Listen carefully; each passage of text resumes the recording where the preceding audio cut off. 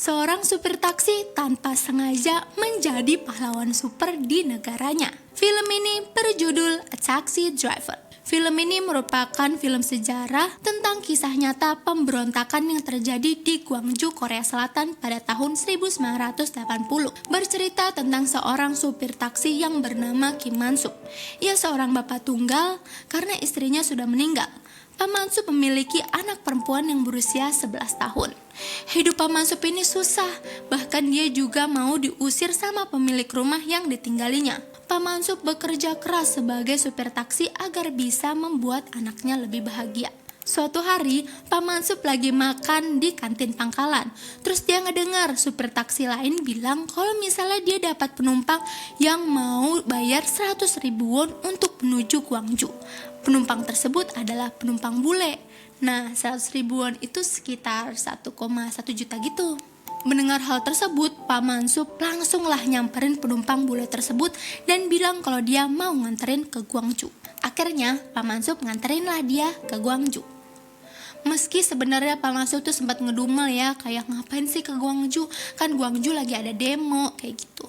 Tapi tetaplah Pak Man-suk nganterin penumpangnya ke Gwangju yang jaraknya sekitar 3 jam gitu. Sampai Gwangju, Pak Man-suk kaget banget karena mereka nggak bisa masuk Gwangju. Pintu masuk menuju kota Gwangju ditutup. Pak Man-suk sempat kesel tuh, terus bilang kayak yaudah yuk kita balik aja ke Seoul. Tapi penumpang itu bilang kalau dia nggak akan bayar full kalau nggak diantarin sampai Gwangju dan diantarin balik ke Seoul.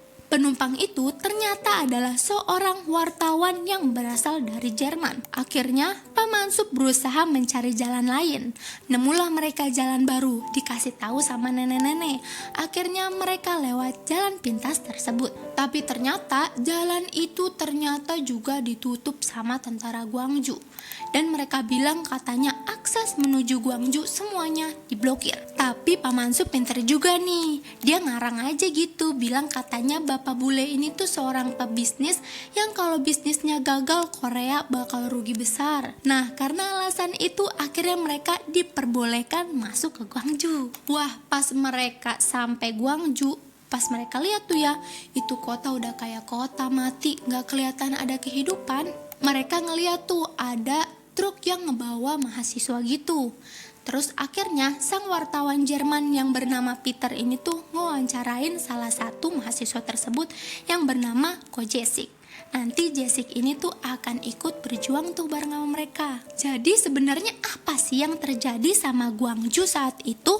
Jadi masyarakat Gwangju tuh mau sistem demokrasi yang saat itu dipimpin oleh pemimpin ketiga mereka yang bernama Chu Do-hwan itu diubah menjadi sistem demokrasi yang lebih baik. Karena Chu Do-hwan ini merupakan pemimpin yang diktator. Sebenarnya yang demo itu nggak cuma kota Gwangju, tapi daerah lain juga demo. Cuma yang lain itu sudah selesai demonya, sedangkan Gwangju masih ngelanjutin perjuangan. Kejadian ini tuh parah banget karena presiden mereka tuh ngebohongin publik. Dia nyebarin berita yang katanya masyarakat Gwangju tuh brutal dan menganut sistem komunis. Sampai-sampai katanya masyarakat Gwangju tuh nyakitin para militer. Padahal nyatanya masyarakat Gwangju tuh banyak banget yang dianiaya sama militer di sana. Sampai puncaknya tuh pada 25 Mei 1980. Jadi pemerintah memerintahkan untuk menghancurkan Gwangju dengan tank dan helikopter. Sampai-sampai para polisi preman itu nyerang masyarakat sipil dan nembak-nembakin mereka tanpa pandang bulu. Kejadian ini tuh sampai memakan korban sekitar 2000 jiwa. Nah, wartawan Jerman yang dibawa sama Pak Man-suk ini berperan sangat besar karena dia berhasil ngeliput kejadian yang sebenarnya terjadi di Gwangju dan menyebarkannya kepada dunia. Sampai-sampai Korea Selatan pun baru tahu ternyata mereka dibohongi oleh presiden mereka sendiri. Film ini tuh menceritakan tentang kejadian yang terjadi di Gwangju. Bagaimana perjuangan Pak Man-suk yang membawa Peter untuk bisa meliput kejadian di sana. Sampai mereka tuh sempat ketahuan sama para militer, digebukin, ditembakin, pokoknya penuh dengan adegan heroik banget dah. Dan peran Pak Man-suk pada kejadian ini tuh berperan dengan sangat besar. Sampai-sampai Peter tuh benar-benar berterima kasih sama Pak Man-suk.